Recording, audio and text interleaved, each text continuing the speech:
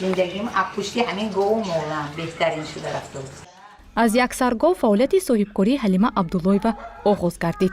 синни нафақа монеи кораш нашуд. 3 сол мешавад ки вай бо чорводорӣ машғул аст. баъди беморӣ тарки фаъолияти омӯзгорӣ намуд. барои беҳтар намудани шароити зиндагӣ роҳи муҳоҷиратро низ пеш гирифт. аммо кӯшишҳояш натиҷаи дилхоҳ надод. ба хулосае омад ки роҳи чорводориро пеш гирад. қарзи имтиёзнокро дар доираи як лоиҳаи юсаид ба даст оварду корашро оғоз кард. аз як саргов шумораи молҳояш айни замон ба 20 адад расиданд. аз даромади ширу қаймоқу ҷурғот соҳиби хонаву дар гашту зиндагии фаровон насибаш шуд. ба ғайр аз чи фақат қаймоқ 5 литр қаймоқ дорам. 5 литр қаймоқ дорам. шабу саҳараш 5 литр қаймоқ дорам. шире ки қаймоқ ки кардам боқимондаи вай қаймоқша ки гиртам шираша ҷурғот мехобонам. баъд ҷурғотша бурда мефурӯшам. 105 то 150 литра шира моҳам кор кардем.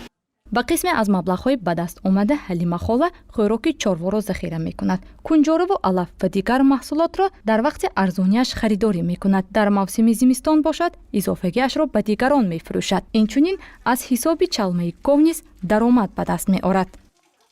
аз ин молу ҳол аз ин чорводорӣ одам фоида мебинад ки зарал не солаш ба бо мана гов бошад гови ширтӣ бошад 2 сола метиҳад.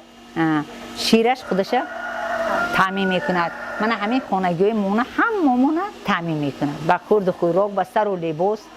соли чорум аст ки лоиҳаи юсаид оид ба рақобатпазирии агробизнес дар тоҷикистон амалӣ гардида истодааст. лоиҳаи мазкур барои рушди ин соҳа ва бештар гардидани шумораи занони соҳибкор дар шаҳру навоҳии вилояти хатлон гардид. танҳо дар соли 2021 бо кӯмаки лоиҳа 395 қарзҳои имтиёзнок ба маблағи умумии $690,000 амрикоӣ пешниҳод карда шуд. қариб 80% қарзҳои имтиёзнок ба занҳо ва ҷавондухтарони соҳибкор равона гардидааст.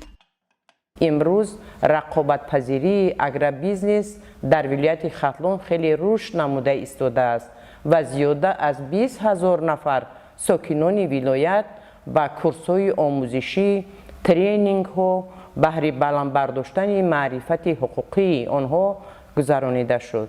инчунин ба 136 корхонаҳои хурду миёна тариқи маблағгузорӣ кӯмак карда шуд ки аз ин 56% онҳоро занону бонувон ташкил мекунад.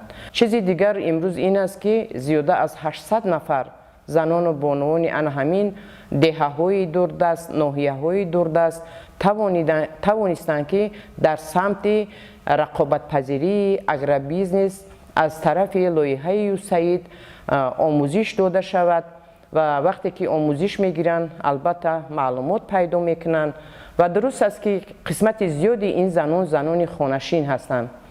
лоиҳаи мазкур 5 солро фаро мегирад. буҷаи умумии он $8.6 миллион амрикоиро ташкил медиҳад. дар он ба бахши хусусӣ таваҷҷӯҳи махсус равона намуда баҳри баланд бардоштани сатҳи шуғл ва беҳтар намудани шароити зиндагии аҳолӣ ба воситаи такмил додани рақобатпазирии соҳаи агробизнес дар бахши истеҳсоли маҳсулоти ширӣ ва соҳаи боғдорӣ фаъолият мекунад. албатта мо ифтихорманд ҳастем ки бо ин лоиҳа ҳамкорӣ дорем, бо ин шарикони рушд ҳамкорӣ дорем ва ман имрӯз аз номи мақомоти иҷроии ҳокимияти давлатии вилояти хатлон ба лоиҳаи юсаид изҳори ташаккуру миннатдорӣ мекунам ки ин лоиҳа дар вилоят ҷиҳати пешбурди соҳаи соҳибкорӣ бахсус соҳибкории занон яъне мусоидат менамояд. дар оилаи ҳалима хола ҳама соҳиби кор шуданд. ба писару келин ва ҳамсараш ки дар нигоҳубини чорво ба ӯ ёрӣ мерасонанд хола маош ҳам медиҳад. зиндагиашон пурра аз ин ҳисоб таъмин аст. оянда ҳалима хола нақша дорад фермаи калони чорводориро бунёд намуда дигар занони деҳаашро бо кор таъмин намояд.